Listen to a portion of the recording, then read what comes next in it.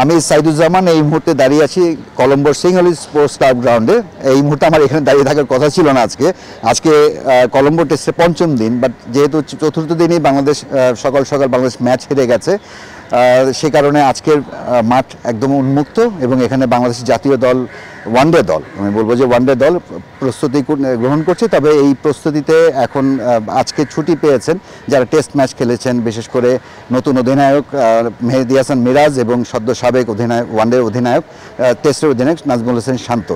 তো আজকের প্র্যাকটিসের শুরুতে ছোটো মাঠ নিয়ে একটু ছোটো ঝামেলা ছিল, সেটা অবশ্য খুব দ্রুত সেই সমস্যার নিরসন হয়ে গেছে এবং বাংলাদেশ দল যথানিয়মে প্র্যাকটিস করছে।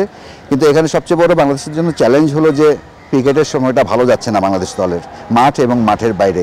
তবে ক্রিকেটারদের সুযোগ আছে মাঠের ক্রিকেট দিয়ে সেই নেতিবাচকতা থেকে ক্রিকেটকে কিছুদিনের জন্য একটু অক্সিজেন যোগানোর। তো শুরু 2 তারিখ প্রেমাদাসায় শুরু হবে বাংলাদেশ শ্রীলঙ্কা ওয়ানডে সিরিজের প্রথম ম্যাচ, সে প্রেমাদাসায় হবে।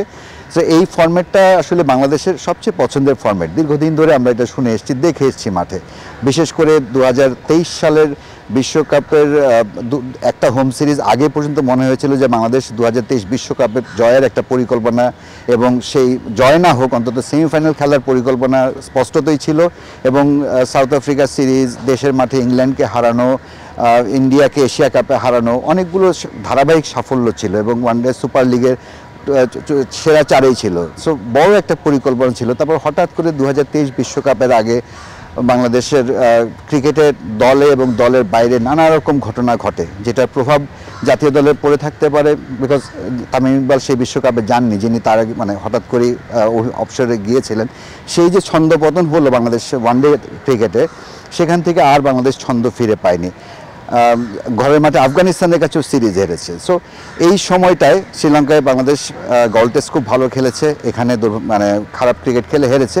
বাট যদি ক্রিকেটকে আবার ভালো ইতিবাচক আলোচনা টেবিলে আনতে হয়, এই ওয়ানডে সিরিজটা একটা বড় সুযোগ এবং নতুন অধিনায়ক মেহেদী হাসান মিরাজ তার জন্য একটা চ্যালেঞ্জ আমি বলবো। যদিও too early to make a call, but নিশ্চয়ই তিনি তার সর্বোচ্চটুকু দেবেন এবং তার সতীর্থরাও তাকে পর্যাপ্ত সাপোর্ট দিবেন। বিকজ ক্রিকেট দলটা সবার, বাংলাদেশ হলে প্লেয়ার এবং দেশের মানুষের সবার। এবং শ্রীলঙ্কায় ওয়ানডে সিরিজ জেতা যে খুব সহজ তা না, বাট অন্তত প্রসেসটা ঠিক আছে কিনা, যে প্রসেসের মাধ্যমে বাংলাদেশ এত দূর এসছে, বিশেষ করে এই সাদা বলে ওয়ানডে ফরম্যাটে। আরেকটা চ্যালেঞ্জ হলো বাংলাদেশের যে ওয়ানডের এই যুগে ওয়ানডের খেলার ধরনটা পাল্টে গেছে। আপনি বাংলাদেশ দল যে পদ্ধতিতে ক্রিকেট খেলতে, তার বলতো যে ব্র্যান্ড অফ বাংলাদেশ, সেটি আসলে এখন আর কার্যকর নয়। এবং বাংলাদেশ দল থেকেও নানা রকম ভাইব পাওয়া যাচ্ছে, তারা নতুনভাবে ওয়ানডেটা শুরু করতে যাচ্ছে এই সিরিজ দিয়ে। নতুন ব্র্যান্ড না, বলবো যে নতুন কিছু করার চেষ্টা করে, বিশেষ করে মিডল ওভারে কীভাবে আরও বেশি রান করা যায়। সো এইটা একটা বড় চ্যালেঞ্জ। এবং শ্রীলঙ্কা দল ডেফিনেটলি হোম টিম, যেহেতু তাদের সাপোর্ট, তাদের কন্ডিশন এবং তাদের সামর্থ্য তাদের হেল্প করবে। বাট স্টিল বাংলাদেশ ভালো চান্স আছে। সবচেয়ে বড় কথা যে ইতিবাচক ক্রিকেট খেলার যে মানসিকতা, যেটা মানুষ দেখতে চায়, খেলায় হার জিত থাকবেই, বাট ওয়ানডে যে বাংলাদেশ ভালো খেলে, পছন্দের ফরম্যাট, সেটা মনে হয় প্রমাণ করাটা প্রথম চ্যালেঞ্জ হবে এই সিরিজে।